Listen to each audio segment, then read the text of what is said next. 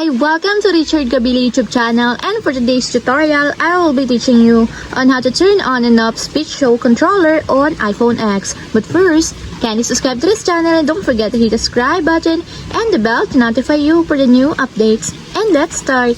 Using your iPhone X, from your home screen first, go to Settings. Then in the Settings, scroll down and find the Accessibility and then tap. Then in the accessibility, go to vision section and then tap the spoken content. Then in this part in the spoken content, find the speech controller and then tap. Then in the speech controller, find the show controller, and as you will see, there's a switch button located on the side of it. Then all you have to do is just tap it, enable until it becomes green. When the show controller is enabled, the speech controller allows quick access to speak screen and speak on touch. Expand the controller and press play to start reading all content.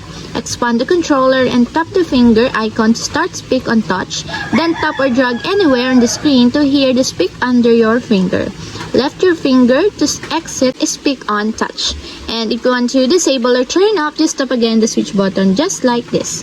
And that's it, we have successfully turned on and off speech show controller on iPhone X. If you have a question, you can comment down below, and don't forget to hit the subscribe button and the bell to notify you for the new updates. And thank you for watching!